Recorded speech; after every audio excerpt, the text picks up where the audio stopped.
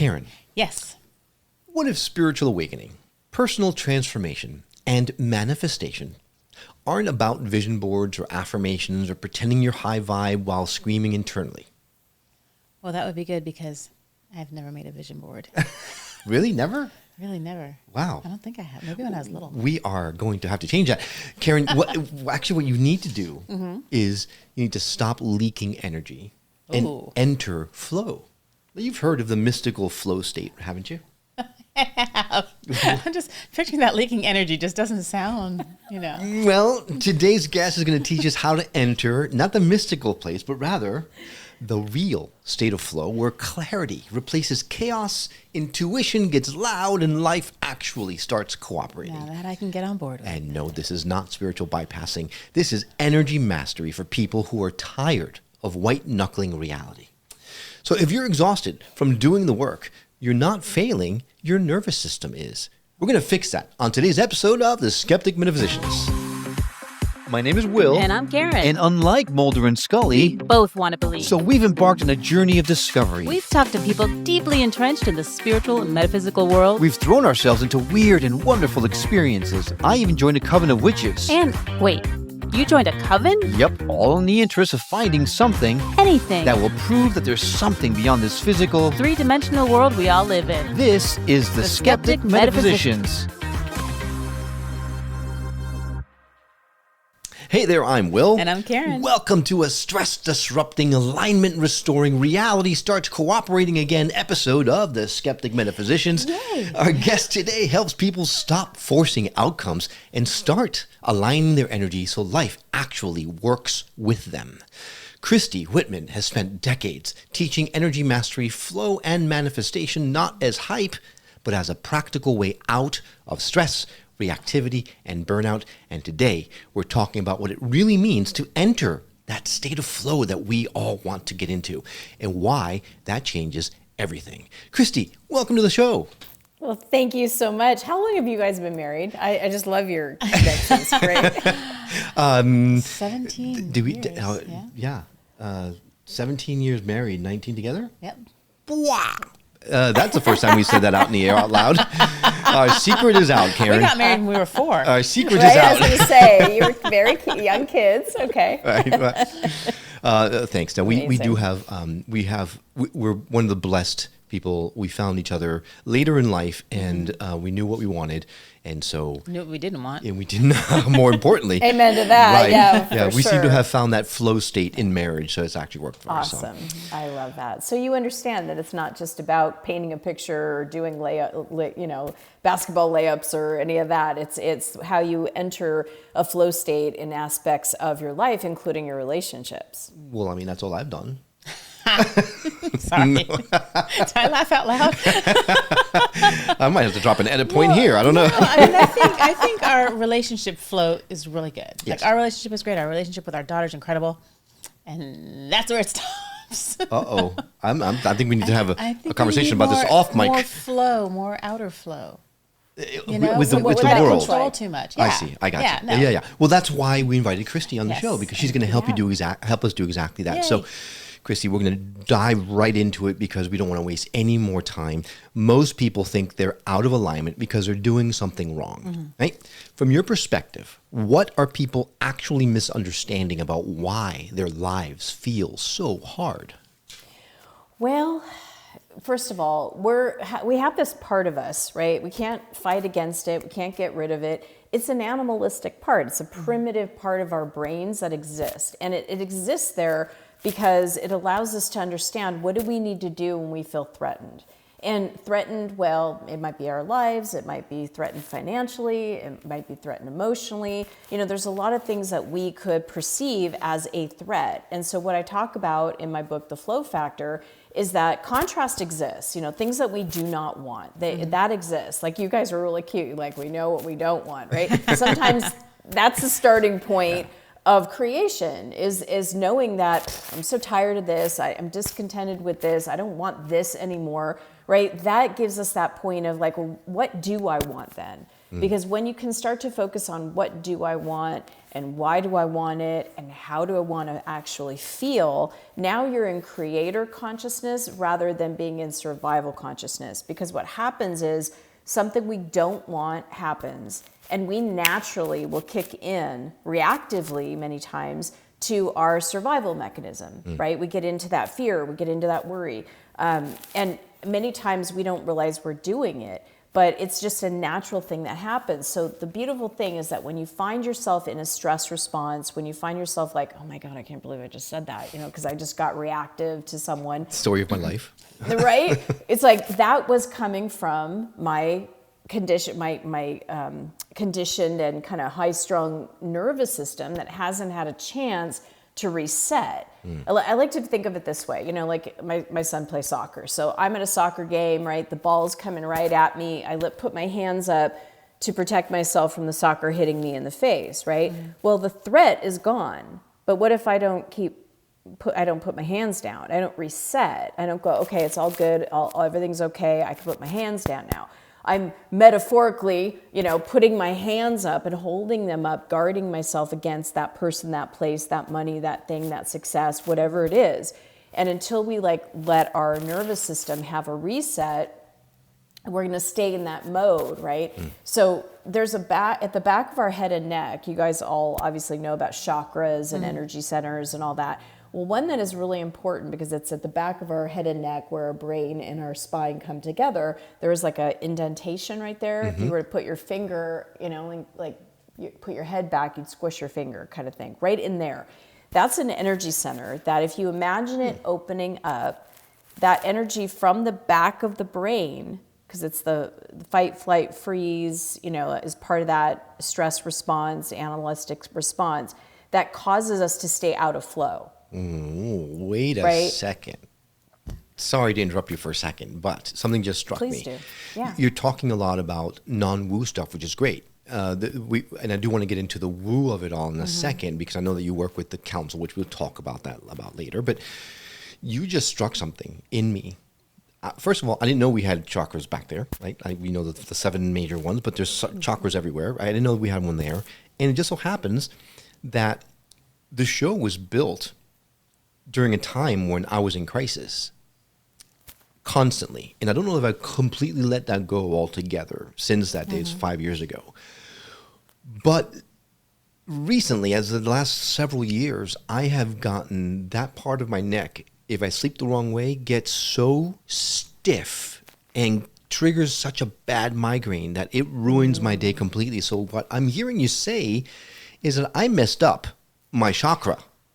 Well, I wouldn't blame yourself like that. I'd just say that your chakra's been stuffed up, and so it's now time to release it and it's not even just the chakra, it's like a release portal. It's a valve that really connects with, because if this is going on, the fear, the worry, I'm still stuck in what could happen in the crisis, or I haven't fully let it go, the energy that is of the higher centers of that spiritual, here goes the woo-woo, right? Of that higher center that connects to our higher self and to, more higher vision and more possibilities, and of course intuition and the actual physical part of our brain, which is the prefrontal cortex, which is all about seeing the future and connecting with a positive future and seeing goals and being able to strategize those things.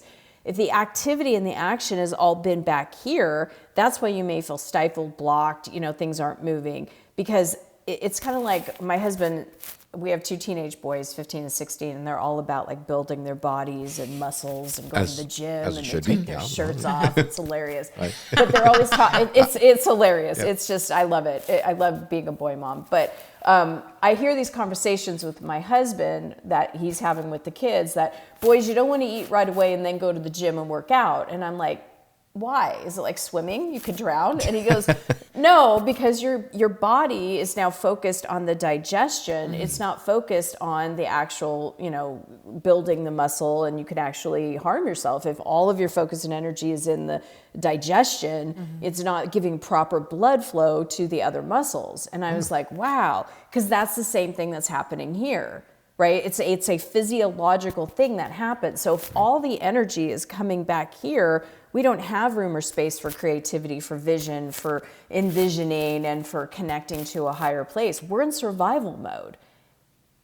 Right. The fight, they call it fight or flight mode, right? Fight, flight, freeze, fawn. Right, Yeah, right, fight. Now let's talk about that, because fight mode doesn't look like, all right, put up your dukes, right? I'm going to punch you in the face. It's not about physically fighting someone. Unless it does. I mean, well, it could. I mean, when it does, it does, right? But it's not just. It's not just that, right? It's not just that. Yes, fighting is actually fighting, kung fu and hitting someone in the face, all that stuff. Yeah. However, there's an internal fight that most people are in all day, every day. Right. And that internal fight is, you're not enough. And I'd love to do that, but I can't.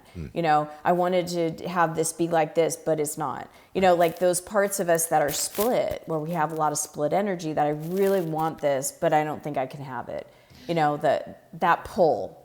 sure. You said something right at the beginning that just was like, and when you're just talking one about, thing? well, lots of things, but right the one thing I was just like, I never thought of that. When you were talking about, what do we want? Why do we want what we want? And that, I think, if we can go through and figure out why we want what we want, we might really not want it. And then we can stop fighting to get what we want when we don't really want it in the first place.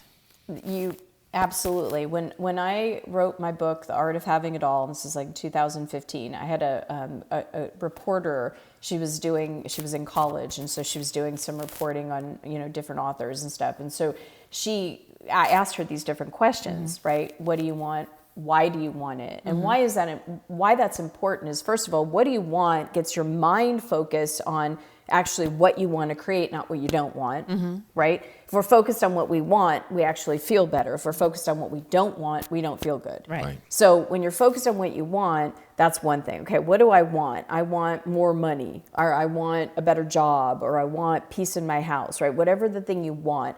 Then why do you want it gets into the energy body. It gets into the emotional body. And when you start thinking about why you want something, now you start to feel it, because you're like, oh my gosh, because it'd be adventurous and it'd be free and I could go on that vacation and I can do this. And right now you're starting to create. Now you're starting to dream. Now you're starting to move energy. And the thing that all of us want, we've been so trained in this. I want this. I have a need, whatever that need may be, and I need to strategize in order to find out, how do I go get that need? I need that person to do this so I can have, right? I need to go get that in order to be. And so it's this if, when, then. We're projecting outside something that we want to experience and then have attached some kind of accomplishment or something else to it. So when we can identify, what do I want? Why do I want it? Because I'll feel free. Right. Oh. And in essence, you find what you actually want. Right. Right. It's not the thing, it's the feeling that you get from the thing. Yes. And with law of attraction, if you're vibrating at the resonance of why you wanted that thing in the first place. So you're like, okay, I want to make more money. What's more money? I want to make, $1 million a year. Okay, why do I want that? Because I'd have freedom. I'd have this, all that. The true bottom line thing is my need for security or freedom or power, right? Well, that's something you could cultivate right now. And while you're cultivating it, now you're a magnet to. Now you are literally drawing and attracting to you. Right. Instead of having to go out and push and strive and, you still take action, but the action is done very, very differently. Right. So important to figure out the energy behind the why. That's such a great question, Karen. Wow. So Very then, good, Karen. yeah, no, she is the show. Thank God she's here because she asked the good questions. I'm just along for eye candy. And so You're so humble. you're I love laughing. it. You're laughing a little too hard on that. I think we both did. Yeah, you both. Yeah, actually, It's the joy. It's that eye candy brings me so much joy and erupts in laughter. Sure, I'm not That's an enjoying this expression of conversation love. anymore. Anyway, so I got to go back to this chakra thing. So, do you think if I'm able to clear that chakra point, my headaches will stop, or my stiff Oh, I neck know will stop? I know for 100% for a fact. You need 100%. like a chakra neti pot. I have been. Ew. No, Christy, if you knew how long I've been doctor's visit after doctor visit, acupuncture, physical therapy, nerve blocks, you name it, to try to fix this thing. If you can fix it, I'm going to love you. Well, I want you to love me, so I'm going to fix it. No, honestly, the thing is that this is a really powerful portal that when you understand, when you have any nausea, when you have any headache, when you have migraines, when you have any head pressure, anything that has to do with the sinuses, anything that has to do with the eyes, the ears, the nose, anything that has to do with anything, including in the throat, that's a clearing place for that. And as long, it's like imagine that you've got pressure, right? And it gets more and more and more and more, and it doesn't have a place to go. So that's what it's doing. It's creating that dysfunction of a headache, a migraine, nausea, whatever it could be. That happens with all aspects of the body. If our emotional body, think of like our emotions as like a tank, right? If our emotions have not been processed and we're just holding on to those emotions, it's like a bathtub that needs to, at some point, if it's stuffed and the water keeps going, it's going to overflow the bathtub, right? So it goes beyond the tank, and that's where we then feel it in our bones, in our joints, in our eyesight, in our, in our movement, in our whatever it is. Everything. That stress energy, that blocked energy, that's what creates aging and dysfunction and disease and all that kind of stuff. But when you're working with the energy of whatever has caused that pressure and you're releasing that out, then it's not building up and you're okay. Mm-hmm. I've had clients that have had lifetimes of migraines that literally were like, their migraines, you know what it's like? It's like you're anticipating and you have to, it's a lifestyle of having to live without or guard against. And it affects the whole family. Yeah, no, It does. you're constantly, you have to be prepared. You always have to have your medication nearby. You have to be vigilant as to, is that what I'm feeling? Because the sooner you get to it, the easier it is to fix it. I mean, there's you're absolutely right. It rules the complete roost across the board. So I'm looking forward to fixing it. It's that, and then it's that whole thing in that persona of what has been created because of that. So there's two issues there, right? It's two things. Yeah. It's the clearing of, and then it's like, who are you now without that?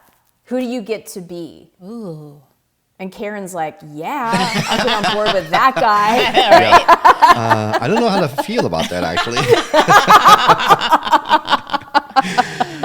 All right. So how do you identify the energy that's caused this? What if this is something a trauma that you had when you were a kid that you blocked out? I mean, how can you clear something if you're not sure what got it there? I love that question. You don't need to. That's the beauty of it. You just I love need that to answer. feel. Yeah, right? You don't have, that's the beauty of this. You don't have to go to a therapist, and God love therapy, started me on my path, love therapists. Ditto. But you don't have to go to a therapist and spend years and years and years and digging it up and all that kind of stuff. If you have an awareness that, for example, I'm doing a meditation series right now where we're bringing in the feeling of fulfillment. And we're working with different tonalities and frequencies of fulfillment of safety, fulfillment of, of respect, fulfillment of connection, like these two different needs that we have as energy and as emotions. And a couple of the ladies had said, bringing in the feeling of self-respect really brought up times when I wasn't respected. Right? And it brought that up, and it's like, okay, that's perfect, because that's where you want to be able to give compassion. Compassion energy is a neutralizing energy. It's a loving energy. It's a healing energy. And when you can feel somewhere within you, your psyche, something happened, you have a memory of something, and you can give yourself compassion for having that memory, that actually neutralizes your nervous system. You can open up the back of the head and neck for that. You feel the energy. It's like imagine it like a downpouring waterfall of light of just pink compassion energy. It's a soothing energy. It's warm. It's nurturing. That's what it feels like. And you could even give yourself like a hug, just give yourself a really big hug. And that's what compassion feels like, is like being able to soothe yourself, bring yourself into that energy. That's the start of being able to have that part of you, wherever and whoever they were with, that didn't get a need met. You're comforting that part in the now, and then there's no time. It's all time is simultaneous. Right. And if you're just listening to the show, you're not watching, she just gave herself a massive bear hug that I felt it all the way over here just watching it. So that's I feel like I need a hug, I think. It's just telling me. Thank you, Karen. That's very nice of you. You've got 2 arms, do you not? Oh, look at that. No, but Empowerment. it doesn't feel as good though, right? No, do it. You don't know. Did you do it? Did you do it when I did it? How I do love you that. You don't know. I like her. Yeah. Hey, Christy, it's been wonderful having you on the show. Look, time has flown by, but Will has to go, however, I know. Oh my gosh. It's still seriously. Take your arms, wrap them around you. All right, let's Everybody go. do this. Karen, you do it too. I'm telling you, it feels so good to do this. You just have to hug yourself. And when you do this, actually, what happens is somatic. They have studies on this. Your back of your head and neck, your fight, flight, freeze is relaxing. Your vagus nerve is relaxing. Your nervous system, your whole entire limbic system is calming down. And you might even feel like you want to take a deep breath, or your breath just to, it calms your breath. I mean, just feel that. Well, it's interesting because like autistic folks do a lot of that. They hug themselves a lot for self-soothing and things like that. That tracks perfectly. And I will admit, just doing it just now felt pretty good. Well, it's interesting because our relationship with our body is so wrong, I think, especially for women. And I recently had some health issues, and so now I'm trying to treat my body better, because it was always like, well, not good enough, not this, not that. And now, like, I have this different mindset. I was telling Will, it's kind of weird. It's like I'm treating it like a pet, that all it wants to do is love me and support me, and it has taken me hang gliding and underneath the earth and traveling and all of it. It's helped me. It's bore my daughter, like all of this stuff. So now I'm trying to be much more grateful, but almost have it like its own entity. So like every once in a while, I'll like give myself a squeeze and go, "You're doing a good job," and I get like these little, like a little buzz. It's the weirdest thing. It's true. Your body responds. The body to has you. its own intelligence. It's like, oh, you're finally appreciating me after So 25 years. You're being kinder to. Yes, yes. I'm not going there. He's like, I'm going to be over here hugging myself. Yep, 25 years exactly. All right, so your book is called The Flow Factor. It sounds like a reality show. In fact, I think I used to watch The Flow. No, that was a Fear Factor. That was different. So we all want to get into the flow because that is, and whether it's on the somatic side of things or in the spiritual side of things, getting in the flow. I mean, athletes credit it with their success. Athletes that get into the flow are championship caliber athletes. Those that are on their spiritual awakening path, when they find themselves getting into the flow, they find themselves opening up all kinds of worlds and possibilities and things like that. So how does someone like a friend of mine get into the flow? Because I mean, the flow has become like this buzzword, right? Yeah. So how do you define a true flow state in a way that doesn't collapse into like feel good vagueness? Okay, so flow feels good. That you're in the flow if that feels good. So just even what we did, just by hugging ourselves, right? You felt the difference. You've created more flow within your body now. So it doesn't have to be these, like I said, big, huge, I just created a thing, or a song, right? That can be an outcome of someone being so aligned and just feeling good and into what they're doing and into a moment and just feeling that fulfillment, right? Fulfillment of the presence. I mean, really, that's where the flow starts, and it's available all the time. I mean, you could flow getting in your car could look differently than flow sitting on the couch talking to your wife, right? It's like there's all green lights, right? Oh, yay, I got there on time and I had a couple minutes to spare. I mean, that's like a daily example, right, of someone pulls out and you pull in. Right. It's like things are just going my way today. It doesn't have to be just a moment or a day like that. I mean, it's like, geez, I love things are always happening for me and things are going my way. When we mentally, there's 4 aspects of our consciousness. There's our mental body, there's our emotional body, our physical body, and then our energy body. And when we can have our mind focused on, like we talked about, when we're focusing on what we want, we're back in flow. When we're focused on why we want something, we're back in flow because all of that feels good. The minute we go into, and I have a graph in the back of the book, but the minute we go into judging something, the minute we go, that's bad, oh no, that's wrong, she shouldn't have done that, excuse me. Whenever you have those moments of judgment, that creates the block of flow. And I think also, like your expectations of what the flow is going to look like yesterday with the dollar thing. Yeah. Right? Yep. Now I feel like we need to. You go ahead. Okay, so I'm reading this book by the original author of The Secret back in the day. And it's 21 days to abundance or something like that. And every day you read one chapter and it gives you one task in order to get you aligned, right? To get into the flow, I guess, in the way in this conversation. Yeah. And yesterday's chapter was about manifesting, showing me how easy it is. So we're just going to manifest a single $1. So we went through the exercise and I say, okay, I did it. And I'm like, okay, where is it? Where is the $1? I go all day long and I'm looking everywhere. This $1 doesn't come anywhere. At the end of the day, actually, as I'm going to bed, I realize, oh crap, I didn't manifest $1. Damn it. Is this not real then? What am I thinking? Right? So now that all of a sudden all the work I've done up to this point is now thrown out the window because I had doubt, right? Yeah. But then we're coming back from lunch today in the car and I turned to Karen and said, I told you that dollar bill manifesting thing I was trying to do yesterday. Just occurred to me, it never came. It never came to me, right?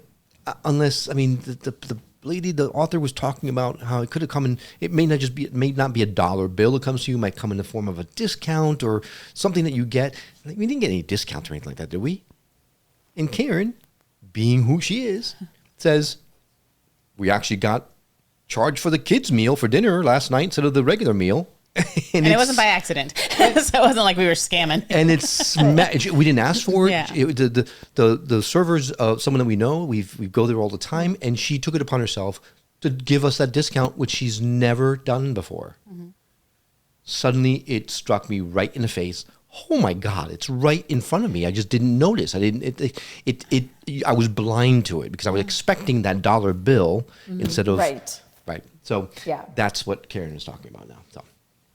Well, that's just it. Is when we have this idea, it's got to look like this, right? We're not looking and open for the possibilities. We're attached. And that's why, for 25 years, I've been teaching and talking about the 7 essential laws. And because most people know about the law of attraction. But what you're talking about is the law of detachment. Absolutely. Having an attachment to something like a goal, like wanting to create $1, wanting to attract a partner, wanting to build a business, wanting to have a certain level of financial experience. All that's great. Have an attachment to that. Be like a dog with a bone, right? Be on that. See it. Visualize it. Play that video over and over and over. That movie in your head over and over of your succeeding and all of that of your having it. But the place we have to detach is that this or something better.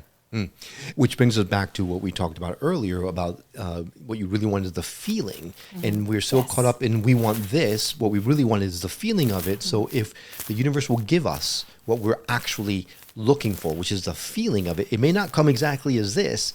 It's going to come in some way better than we could possibly imagine. Yeah, that discount was more than $1. It was a lot more than $1. So it was better. And I like that. Yeah. This or something better. I never thought about it that way. Yeah. I like that. Thank you. You're welcome. Yeah, it's so true because it's like my idea, because you got to remember that so the flow factor, what the flow factor really is that flow exists, right? But we're the factor. Are we tuned into the flow or are we working against the flow? And so that's why it's the flow factor, because we're the factor. We have free will and choice, right? We have nobody else is focusing our minds other than us. Thank goodness, right? Yeah. Well, Right? some people are trying, but Trying. Right? But we still got it. Yeah, It's like yeah. it's still Yeah. ours. They can't, but that's just it, is to understand that, I mean, our consciousness is literally 5 things. It's the words that we speak. It's the thoughts that we think. It's the perspectives, the movies, the beliefs that we hold. It's the emotions that we feel or stuff down or process, and the actions that we take. So all of it starts with our words. And if we're saying words that are, just coming from lack and limitation, and I've got a hair that's like itching me. I have one on my face that I keep trying to find, and I I can't. know, I'm like, geez, where in the heck is this? yeah, I wouldn't have that issue because my hair is not in flow.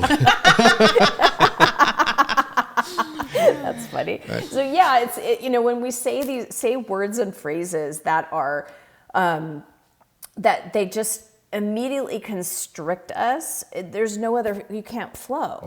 Right. Like the minute you say I can't, there's no more flow to that. Right.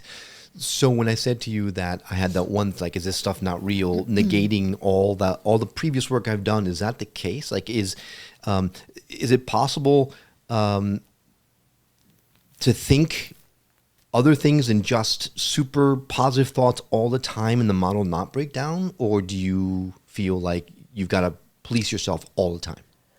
No, so yeah, that could be a lot of work, right? And the minute it starts to feel like it's too much work, then you're back in resistance, Yeah. right? So it's not supposed to be feeling like work.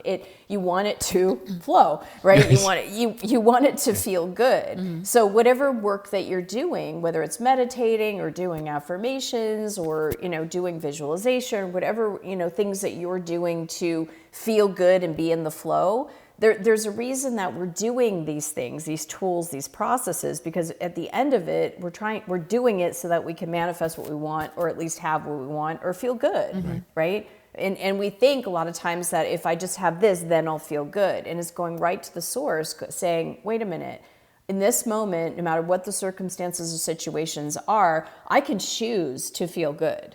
I could choose to focus my thoughts, my words, on what I want instead of what I don't want. And when I do, I'm going to actually feel good versus not feel good. Right.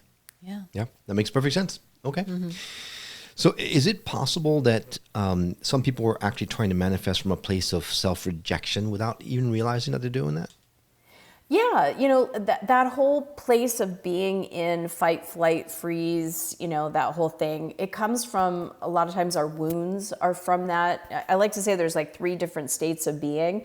And the first one is lack, limitation. That's where, the drama triangle, that's where the whole fight, flight, freeze is in. That's where drama, struggle, chaos, all that, all of the lower level emotions, fear, worry, doubt, frustration, anger, rage, all of that come from that bucket.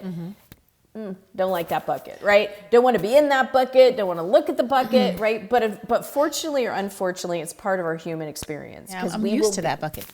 Right? You're like, get me out of the bucket. We need to get a chuck it bucket. But there's 2 other buckets, right? There's the neutrality, which we talked about, that compassion. That's when you hugged yourself. Right? It's like, okay, here's, I feel better. I'm not over the moon excited, but I feel better than I did being in that first bucket, right? And so a lot of us live there because we've been trained there. A lot of our conditioning has been there. So when you, for example, tried to succeed at something and it didn't turn out the way you expected, then you might have called yourself a failure or said, oh, things don't work out for me, or I guess I can't have what I want. That all becomes a moment of a choice and a decision that we made without better, more elaborate information. Because imagine you're 6 years old, you ask your mom for something, she's in the middle of cooking dinner or paying a bill, and she's not giving you attention, and you say to yourself, I'm not loved. I mean, that's a big statement, but it's a decision and a choice that can then wound us, and then we're filtering, I'm not loved. Well, see, it's true. I'm not loved. Well, see, it's true. I was in that relationship, and I'm not loved. And then Right? it's almost like putting quicksand in that bucket, so you can't ever really get out of it. Yeah, well, it's terror. You can feel terror in there. You know, Yeah. just even terror of thoughts. And so that's where to get out of that place, right, where flow is not in that place, because nothing spiritual, nothing energetic meets us in that place. Right. And that's where we feel separated, alone, lonely. You know, so that's where compassion. It's bringing in that energy of compassion. And there's 3 ways I like to say you could bring in compassion. The first is by asking for it. Right? It's whether you think about your soul providing that compassion energy to you, whether you act as if it's a prayer for compassion and intention, but you're asking for that energy. It's an invitation for that energy of compassion, for soothing. And then, what I love to do, right? Put your hand on your heart, give yourself a hug, do something somatic. So first is invite the energy in. Second is do something physical so that you can feel that comfort of your own. Some people say like you could rock yourself, right? Whatever soothes you. It could be like petting your head, taking your face. It's whatever soothes you, and it's something you have to play with, but that is very soothing. It's very, you're giving self-compassion, which is a neutralizer. Right. It's like you're pushing a reset button. Right. So, Karen, And from that- that's why Go ahead. when I have all those shots at the bar, I'm self-soothing. It's self-compassion, Karen. There that you what go. it is? That's what it is. You're Yes. hugging on the inside on the way down. Exactly.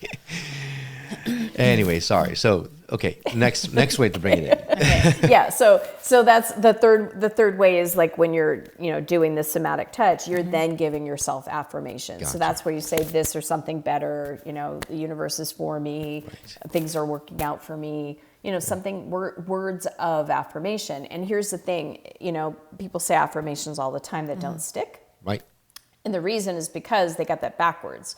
Their nervous system, they haven't worked, right? They haven't released the nervous system, but your nervous system is in constriction mode. You're in fight, flight, freeze mode. And you're like, it's okay. I'm going to be fine. All is well. And you're not doing anything. It's like the council says, it's like taking roses and just tossing them on the surface and not planting them. With the mysterious council, which we'll get to in a second. But Yes. if someone, that's all sounds wonderful. However, sometimes if you're in a downward spiral, it's really difficult to get yourself to the point of thinking about these 3 ways of asking for that kind of thing, right? So if someone who's listening or watching right now finds themselves in a place where it's difficult, like they feel like they're maybe falling out of awakening or feeling like they need to focus on themselves only, they feel like they're in a bad place. How would you recommend someone take the first step towards digging themselves out of that hole? What we're talking about, honestly, because what I'm talking about is not just, some kind of like, powder puff stuff. I mean, it's practical things that actually help when you're in a moment of despair. So even if you're not feeling it, just going through the steps is actually going to make someone feel better. Yeah, because you're focusing on it. Think about this, okay? Let's just really make this granular. Okay. I'm in despair. I'm focusing on something that I'm in the midst of that I feel like I can't control no matter what I do. I feel like I can't get out of it. I feel like I'm stuck. I painted the picture, right? It's like I'm just in this place, right? And it's like I am lost. I don't know what to do, right? If I focus on, okay, I'm going to invite my soul's with me, my soul's breathing me. If I invite my soul in, is my focus on the problem or my soul? At that point, On your soul. problem. No, because I'm now inviting in my soul. My focus is now on my soul, not on the problem. Because you're taking steps to fix it? Yes, because I'm feeling bad. I'm inviting in my soul. As soon as you're where your attention goes is what starts to illuminate, right? So now that I'm thinking of my soul and my soul comfort, now my focus is there. And now when I go to the second step and I actually do something to hug myself and tell me it's going to be all right, it's going to be okay. Now, I will tell you, the world in which is not like bags of money are going to start dropping on your head. What? Or, I know, I'm sorry. Oh, man. Spoiler alert. All right, go ahead. Keep going. I mean, bad for the sentence. I may as well keep going, I guess. Okay. Well, let me say it's not like it's common, but it could happen. Okay, all right. I'll take that. Okay, Yeah. right? That this universe of pure potentiality, Right, and right, you know right. anything is possible. So sorry to be negative on that. You know, we need to do the work. Yes.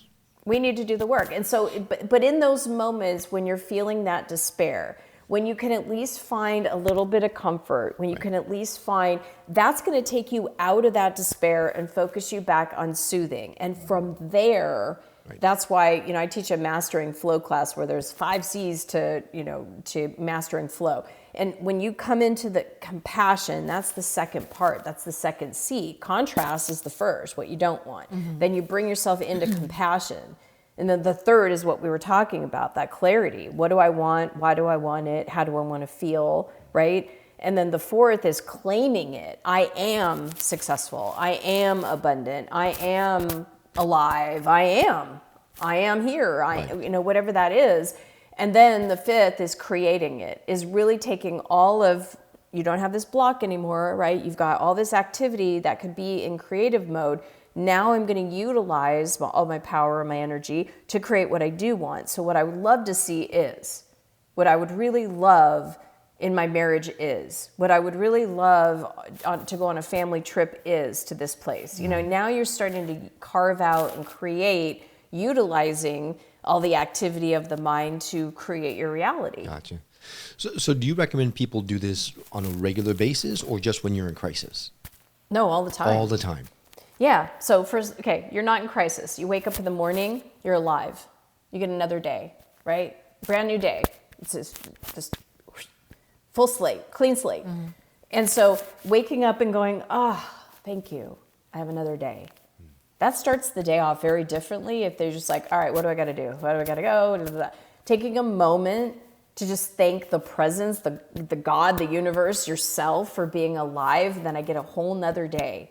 I get another day. I'm awake. And then, you know, depending on if you're liking the person you're waking up to or if you're liking being alone waking up, right? It's like then you go to mine's like, oh, thank God I'm awake, right? And, I've got my husband next to me, so cuddly. And, you know, and then I can start appreciating that. And just being in that space, not just rushing into the day, taking a moment, even if it's getting up 5 minutes later than you have to, but it's taking that time to set the energy for the day, setting it with appreciation, setting it with the feeling of love, setting it with, you know, asking yourself, okay, what am I doing today? Oh, I've got that important meeting. What do I want to feel like in that meeting?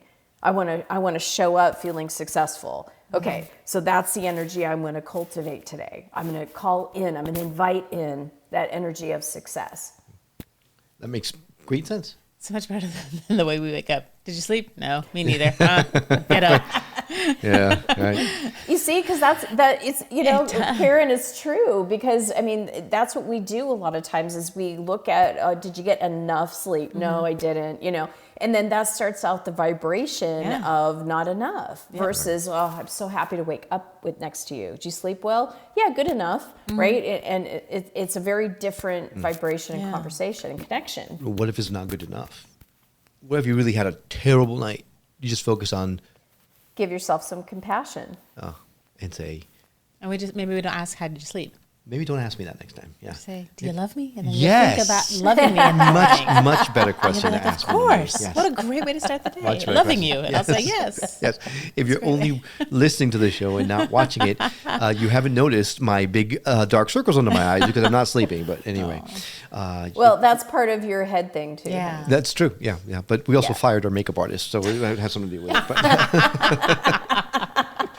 All right, so we talked about this mysterious council, Yes. and we've been teasing it along. I think we can't hold it back anymore. What is this council we talking about here? Okay, so the council is a group of ascended masters. Okay. It's their energy. And so I bring them in, I bring that consciousness in where my consciousness goes out. And so the energy that comes through and what comes through me, the wisdom, the processes, the guidance is from the council. Oh, you know what? So go ahead. Now, I was just going to ask, do you remember the first time they came to you, the first message they gave you? They asked, did I you do. sleep? No. No. No. Anyways. I do. Could you share that, or is it too personal? No, I've been happy to share that. I mean, this has been a thing in development for a while because my very first book, I'm on my 7th actual physical book, 8 if you want to count ebooks. But when my first book came through, I was hearing them. Oh, wow. And I was hearing them kind of like as a voice outside of me. And what they were telling me, I got up and started writing down.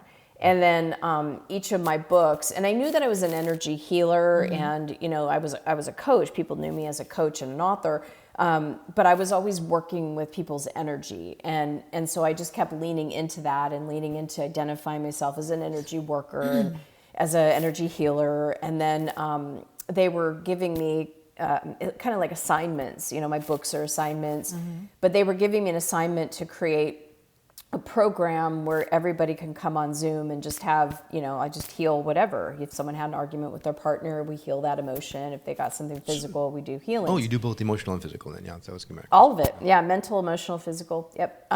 So I was with about 6 women that we were doing healing work, and this one woman was she was last to go. And all of a sudden, instead of hearing them as one collective voice, it was like, my kids, my dog, my husband were talking to me at the same time. It was like, I can't, what? Good no, God. Oh God, right? Yeah. I was like, no, the madness. Stop the madness. So I remember, and I have a video on this too, because it was recorded when we did this, but I thought I could have bet that my body like flung over the chair, because that's how it felt. Like I felt like I was listening to something that was talking through me. Wow. And then when I got the recording back, I was straight and, that's bizarre. We've heard some of these things like that before, but did it freak you out when you saw yourself on video? No, because my whole training, my very early training in spirituality was with channelers, and one of my greatest teachers is Abraham Hicks. And so I've always grown up with spiritually, channeled, and I kind of trusted the channeled more than a kind of a coach, because they're coming from their humanness, is my own thing. But it always guided me really well when it was a channeled source. And I guess I'm just too much of a control freak, because if suddenly I felt something was pushing me out of the way, I'd be like, yo, it's my body. Sometimes I feel like that. I'm like, can I finish my sentence before you come in? Because sometimes they get it.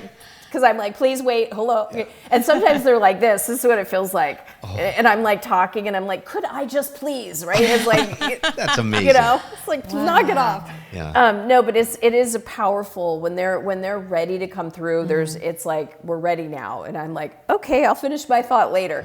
Oh. But they're loving, it's not intrusive, it's not, it's very powerful. And it's a privilege, it really is. It's an honor, a blessing. When you work with people then, you tap into the counsel and as you're talking with them, or I do. Oh, freaking awesome. Yeah.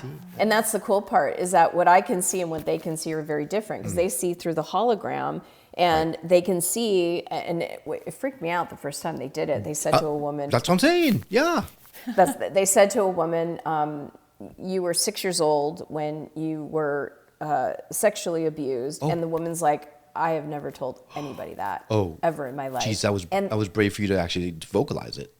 And I'm not there. They counseled it, and because it was just her and it was this woman and the counsel, right? So you couldn't even not have said it. Oh, good God! No, that's a little too much. Wow. That's opening yourself up for all kinds of liability, though, isn't it? No, that would scare me a little bit. I don't know. What if she was like not wanting people to know that, and all of a sudden that's not true? You're saying bad things about me. There was no audience. It was just them, right? And it was there for her loving, because there was something blocking her that she never told anybody. Imagine you're 6 years old, you've never uttered a word about this, and that's a big trauma. Yeah, they helped her release that trauma. And she's a very different person now. Absolutely, there's no question, and it would be such a very specific way of cluing me in that this is legit, because no one knows this thing. So I totally get it. But the physical side of me going, lawyers and attorneys and courts and oh my God, and lawsuits, and I just maybe that's why I don't channel. I don't know. There's a lot of reasons, Will. Yeah. Fair point. Fair point. Yeah, there's. I mean, it's been. I remember the first time when I heard them, and I was in Montreal, and this woman was in, because we used to live there, and this woman was in Seattle, Washington, and I hear them say to me to tell her, "You need to go to the doctor and get your hips checked," and I'm like, I am not telling her that. You know, I'm like, no. Yeah. And they're like, tell her, and I'm like, I'm doing it. And tell her. They were very persistent. And I said, Barbara, please don't kill the messenger. I go, they are telling me to tell you that you need to go to the doctor and get your hips checked. And she said, why? I don't have any pain in my... I go, they're not telling me why, but they're being very persistent that they want you to go to the doctor, get your hips checked. She went to the doctor. She got her hips checked. She had cancer in her hips. They caught it before it became something. Oh, wow. Wow. So I don't... Yeah. So when they come through you, can you do it on call, or is it something that's spontaneous? So if would you maybe be able to bring them in now and have them say hi? Sure, of course. Just let you know, I have another call at the top of the hour, so I'll have to make it problem. Pretty quick. Super quick. Yep, exactly. Awesome. That's perfect. Okay, awesome. Let me bring them in.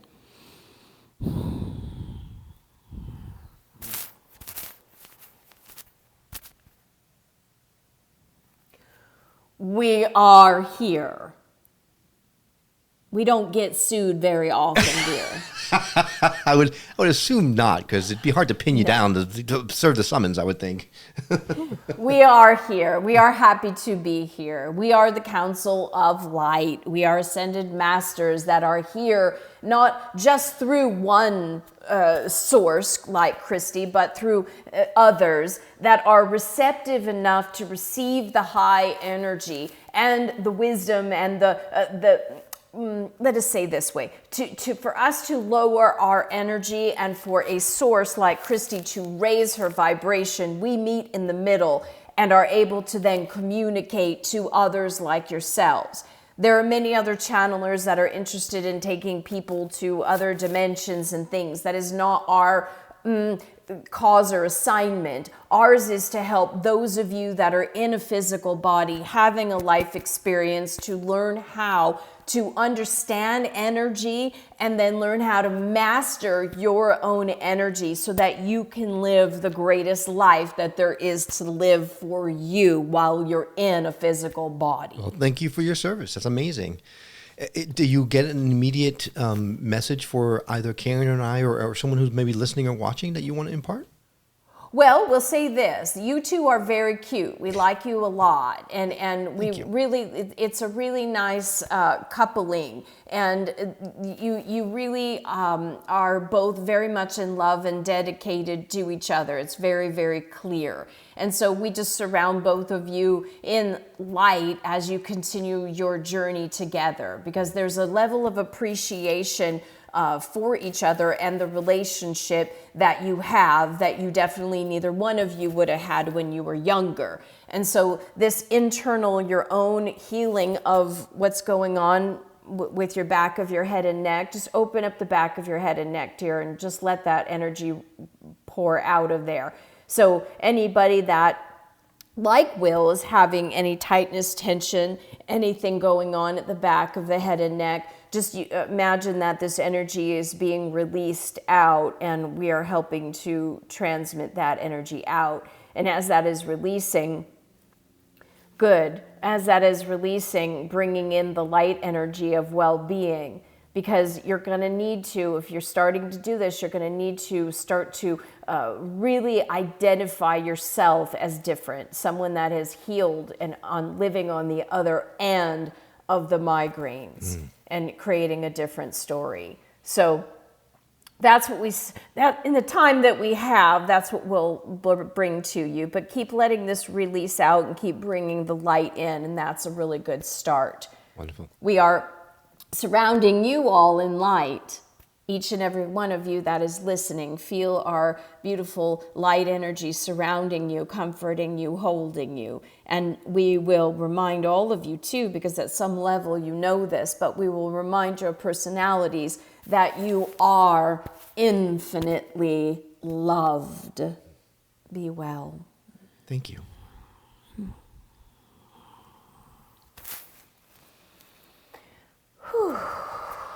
Just let yourself just come back into the room. Let light pour around you.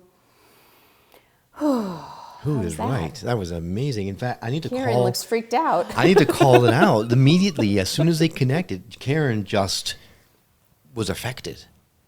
Yeah. Like Are you completely- okay, Karen? Yeah, I'm good. Okay. Ooh, I could like feel the like I couldn't stop. Like I could just feel the pulsing. Oh. That was wild. Which is why I took over the conversation, because I was like, ooh, feeling it. are you still feeling it now? I was, and then all of a sudden it just stopped. Wow, that's incredible. There was Cool. something so reminiscent of Angie Hipple. The Oh, voice. the- There's something I was like, the Judah Collective, yeah. there was like someone there that spans both or something. I don't know. Oh, amazing. That's awesome. Christy, we've talked a lot about a lot of stuff. If someone wanted to learn more, pick up your book, The Flow Factor, or work with you one-on-one, what's the best way for someone to reach out to you? Yeah, so you can go to watchyourwords.com. I have a 30-day free program of what words not to say, why, and what to say instead. love So it's a that. great, and it's interactive, really interactive. So awesome. it's watchyourwords.com. You can go to christywhitman.com. That's my main website. All of my offerings are off on that page. And then anywhere books are sold, you can go to theflowfactorbook.com or any place you buy your books for The Flow Factor. Fabulous. Well, we're going to add those links directly to our show notes. So if you just happen to not have a pen at that particular point in time, you know the drill. Go to skepticmetaphysician.com, go to her episode page. The links will be laid out there directly, so it's easy for you to connect. Christy, this has been fabulous. Thank you so much for taking the time, sharing your So wisdom much with us. fun. Yeah, absolutely. Thank you so much. It's a pleasure meeting Thank you. you. We'll see you again soon. Thanks, everybody. Okay. Okay, well, that does it for this episode of the Skeptic Metaphysicians. If you're enjoying the ride, don't forget to visit us at skepticmetaphysician.com to dive even deeper into the world of metaphysics and spiritual awakenings. Follow us also on your favorite social media platforms. We're always sharing mind-expanding content and behind-the-scenes fun. Until next time, keep questioning, keep seeking, but most of all, keep your mind open.